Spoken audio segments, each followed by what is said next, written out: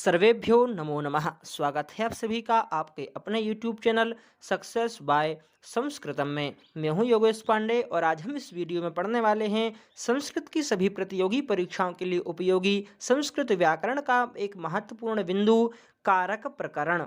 और कारक प्रकरण के अंतर्गत आज हम पढ़ने वाले हैं संप्रदान कारक और सभी उपपद विभक्तियों के साथ में। तो आप मेरे साथ अंतिम तक बने रहिए और पूरा वीडियो देखिए।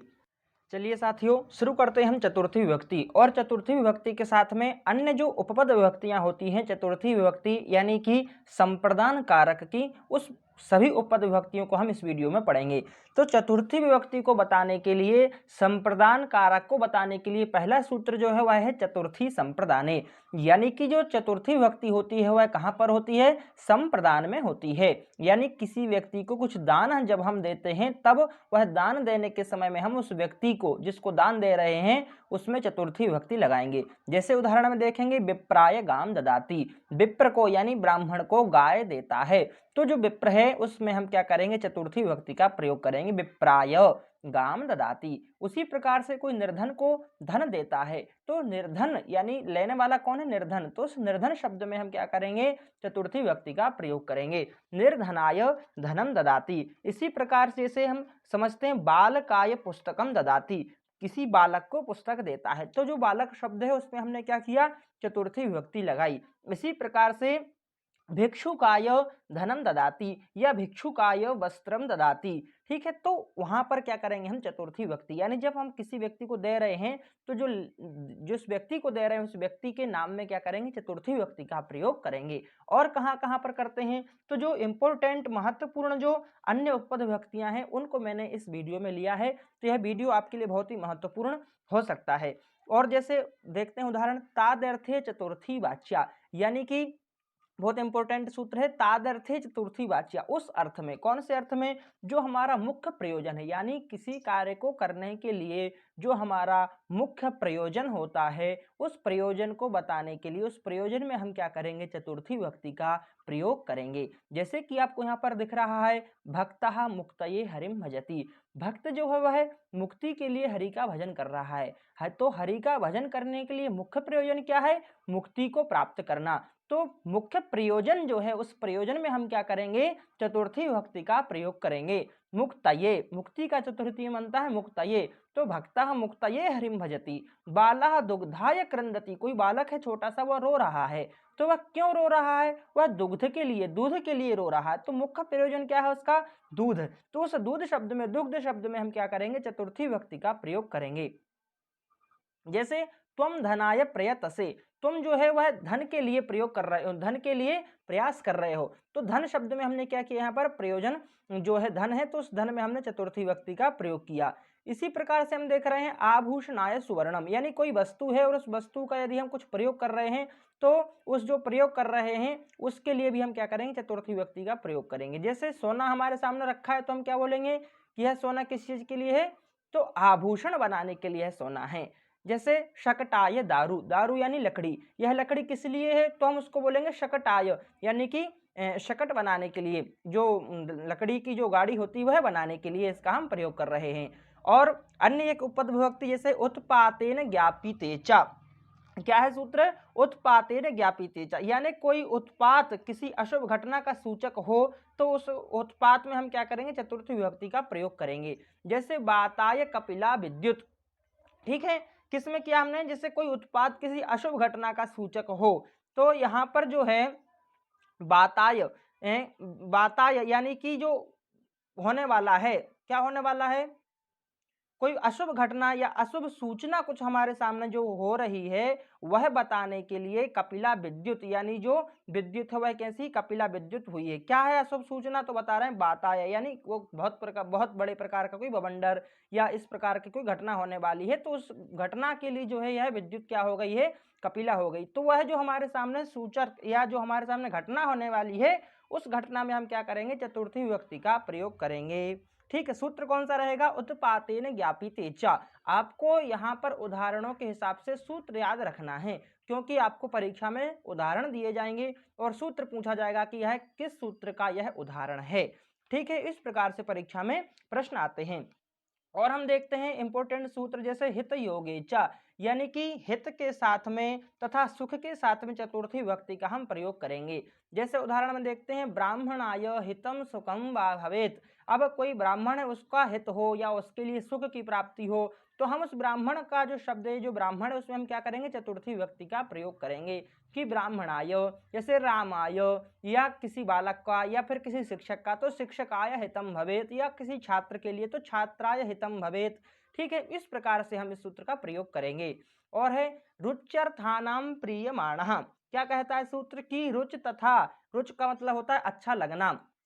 ठीक है, तो रुच तथा रुच के साथ में या रुच का अर्थ बताने वाली जो अन्य धातुएं हैं, उन सभी धातुओं में जो प्रसन्न होने वाला है, ठीक है, धातुओं के योग में जो प्रसन्न होने वाला जो है उसमें हम क्या करेंगे, चतुर्थी विभक्ति का प्रयोग करेंगे, या वह संप्रदान कहलाता है। जैसे कि शिशवे क्रीडनकम रोचते। अब जो शिशु है वह उसको क्या अच्छा लग रहा है, क्रीडनकम, यानी कोई खिलौना है जो उसको अच्छा लग रहा है। तो अच्छा लग रहा है, रुच धातु का प्रयोग हुआ है, इसलिए हम उस शिशु में, क्योंकि किसको अच्छा लग रहा है बताया मैंने आपको, जिस व्यक्ति को अच्छा लग रहा है उस व्यक्ति में हम क्या करेंगे, चतुर्थी या संप्रदान का प्रयोग करेंगे। तो शिशवे क्रीडनकम रोचते, बालकाय मोदकम रोचते, बालक को लड्डू अच्छा लगता है। अच्छा लगता है इस शब्द को लेकर के हम यहाँ पर बालक शब्द में क्या करेंगे, चतुर्थी विभक्ति का प्रयोग करेंगे। बालकाय मोदकम रोचते, शिशवे क्रीडनकम रोचते। ठीक है, नेक्स्ट सूत्र है हमारा स्पृहेरीप्सितः। स्पृहेरीप्सितः का मतलब होता है कि स्पृह का अर्थ होता है चाहना, और चाहना जो अर्थ है इस धातु के योग में जिसे चाहा जाए वह संप्रदान संज्ञक होता है। ठीक है, यानी यदि आप किसी व्यक्ति से प्रेम करते हैं या किसी वस्तु से प्रेम करते हैं या आप प्रकृति से प्रेम करते हैं या पुष्प से प्रेम करते हैं, ठीक है, तो आप चाह रहे हैं, प्रेम करना नहीं, केवल यदि आप उस व्यक्ति को चाह रहे हैं, उस वस्तु को चाह रहे हैं, तो चाहने के अर्थ में हम यहाँ पर प्रयोग करेंगे पुष्पेभ्यः स्पृहयति, यानी पुष्पों को चाहते हैं। ठीक है, तो जहां हम जिस चीज को चाह रहे हैं उस चीज में हम क्या करेंगे, उसमें चतुर्थी का प्रयोग करेंगे। और एक नेक्स्ट सूत्र है क्रोध द्रुह ईर्ष्या असूयार्थानाम यम प्रतीकोपः।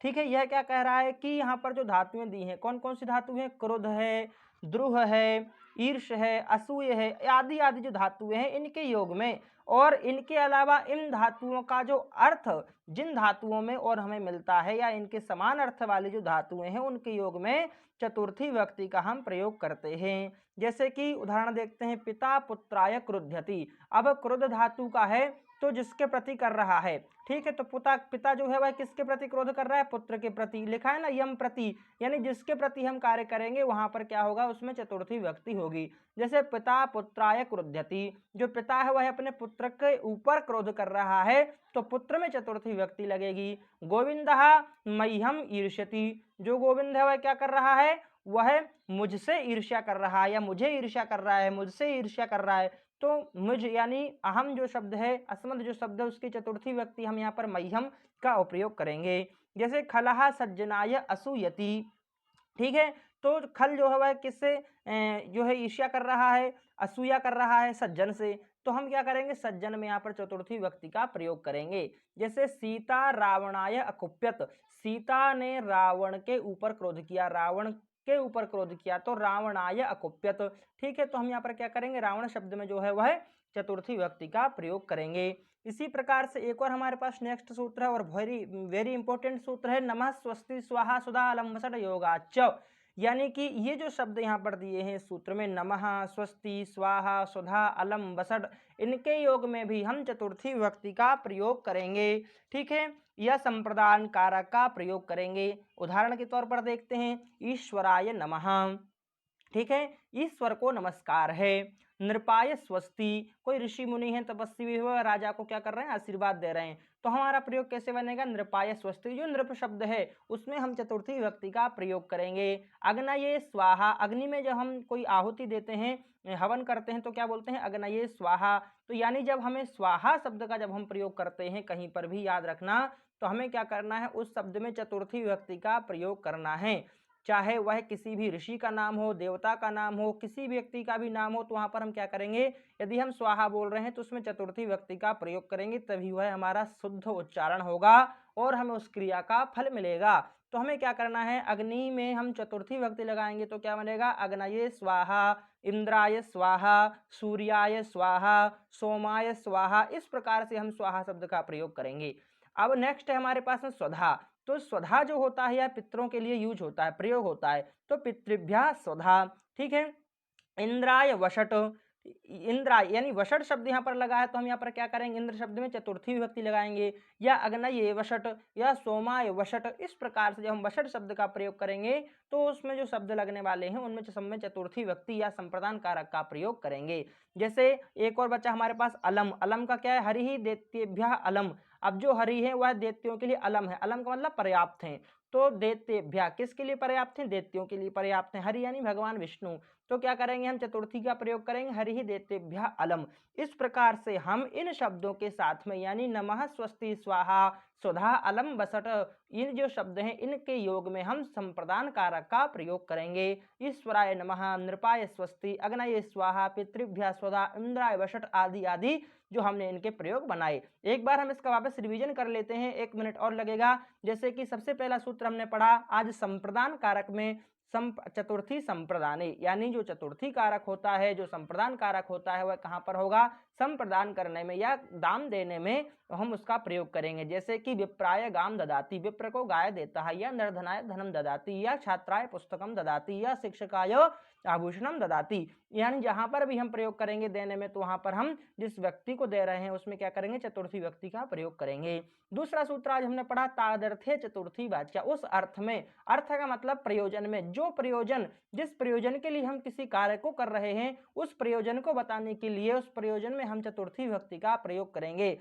जैसे कोई भक्त है वह मुक्ति पाने के लिए हरि का भजन कर रहा है, तो हरि का भजन करने के लिए मुख्य प्रयोजन क्या है, मुक्ति को प्राप्त करना। मुक्ति पाने के लिए हरि का भजन करता है, इसलिए मुक्ति में ही चतुर्थी विभक्ति का प्रयोग करेंगे। तो क्या बोलेंगे, भक्तः मुक्तये हरिम भजति। दूसरा है त्वम धनाय प्रयतसे, तुम जो है धन के लिए क्या करो, प्रयास करो। तो किस चीज के लिए प्रयास करो, मुख्य प्रयोजन क्या है प्रयास करने का, धन पाना। तो धन शब्द में हमने चतुर्थी विभक्ति लगाई। बालः दुग्धाय क्रंदति, बालक दूध के लिए रो रहा है। तो किस चीज के लिए रो रहा है, दूध के लिए। तो हम दूध शब्द में क्या करेंगे, चतुर्थी विभक्ति का प्रयोग करेंगे। और यहाँ पर कुछ इंपोर्टेंट उदाहरण दिए, जैसे आभूषणाय सुवर्णम, जो सोना है किस चीज के लिए है, आभूषण के लिए है। ये दारू, लकड़ी किस चीज के लिए, शकट यानी लकड़ी की जो गाड़ी बनती है उसके लिए। तो कोई वस्तु यदि किसी चीज के लिए रखी है, उपयोग होना है, तो उसमें हम क्या करेंगे, उस कार्य को बताने के लिए उसमें हम चतुर्थी विभक्ति का प्रयोग करेंगे। और हमने समझा उत्पातेन ज्ञापितेचा, यानी उत्पात होने वाला है तो उसको जो बताने वाली चीज है, जो ज्ञापित जो चीजें करती हैं, तो जो होने वाला है उसमें हम क्या करेंगे, चतुर्थी विभक्ति। जैसे वाताय कपिला विद्युत, जो विद्युत चमक रही है किस चीज के लिए, वाता यानी कुछ वंडर या फिर तूफान आदि आने वाला है उसके लिए यह विद्युत है। तो वह जो आने वाला है, उत्पात जो होने वाला है, उस उत्पात में हम क्या करेंगे, चतुर्थी विभक्ति का प्रयोग करेंगे। हित योगेचा, हित या सुख आदि का जब हम प्रयोग करेंगे तो वहां पर हम चतुर्थी विभक्ति का प्रयोग करते हैं। जैसे ब्राह्मणाय हितम सुखम वा भवेत, या नृपाय हितम भवेत, या निर्धनाय, या भिक्षुकाय, या वृक्षाय, या फलाय आदि आदि हम जहां पर प्रयोग करेंगे तो वहां पर चतुर्थी विभक्ति का प्रयोग करेंगे।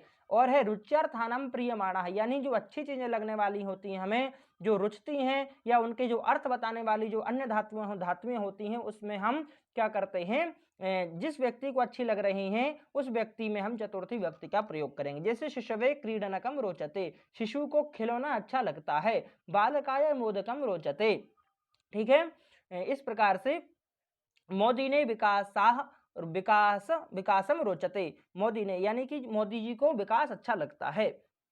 इस प्रकार से हम यहाँ पर वाक्य बनाएंगे। स्पृहेरीप्सितः, यानी स्पृह करना, चाह रखना, किसी चीज को चाहना। तो जब हम उसको चाहेंगे, जिस व्यक्ति को, जिस वस्तु को चाहेंगे, उसमें चतुर्थी विभक्ति का प्रयोग करेंगे। स्पृह का अर्थ होता है चाहना। तो पुष्पेभ्यः स्पृहयति, यानी पुष्पों को चाहता है। तो जिसको चाह रहा है उसमें क्या करेंगे हम, जो है चतुर्थी विभक्ति का प्रयोग करेंगे। और एक इंपॉर्टेंट सूत्र हमने देखा, क्रोध द्रोह ईर्ष्या असूयार्थानाम यम प्रतीकोपः, यानी जिसके ऊपर क्रोध करें, द्वेष करें, ईर्ष्या करें, असूया करें आदि आदि जो अर्थ यहाँ पर हैं वो हम जिस व्यक्ति के ऊपर करते हैं उसमें हम क्या करेंगे, चतुर्थी का प्रयोग करेंगे। जैसे पिता पुत्राय क्रुद्धति, गोविंदा मह्यम ईर्ष्यति, खला सज्जनाय असूयति, सीता रावणाय अकुप्यत आदि आदि हमने यहाँ पर जिसके प्रति यम प्रति कोपा, जिसके प्रति क्रोध करते हैं या कोप करते हैं आदि आदि हम जो करते हैं वहां पर चतुर्थी व्यक्ति का प्रयोग करेंगे। और नमः स्वस्ति स्वाहा सुधा अलम अलम बसर योगाच, इनके साथ में चतुर्थी व्यक्ति होती है ईश्वराय नमः, नृपाय स्वस्ति, अग्नये स्वाहा, पितृभ्यः स्वधा, इंद्राय वषट, हरि दैत्येभ्यो अलम आदि आदि। आज हमने इस वीडियो में जो पढ़ा हुआ है संप्रदान कारक के इंपॉर्टेंट सूत्र पढ़े हैं, तो आप इनको अच्छे से याद कर लीजिए। और इसकी पीडीएफ आपको सक्सेस बाय संस्कृतम के टेलीग्राम चैनल पर मिल जाएगी। तो आप इसके डिस्क्रिप्शन में जो है लिंक दी गई है ग्रुप की, वहां से आप चैनल जो टेलीग्राम का चैनल है उसमें ज्वाइन हो जाइए और ये जो इसकी पीडीएफ है उसको आप प्राप्त कर लीजिए। और संस्कृत की सभी प्रतियोगी परीक्षाओं के लिए यह आपको उपयोगी है, यह जान करके आप इसकी तैयारी करिए। वीडियो देखने के लिए धन्यवाद।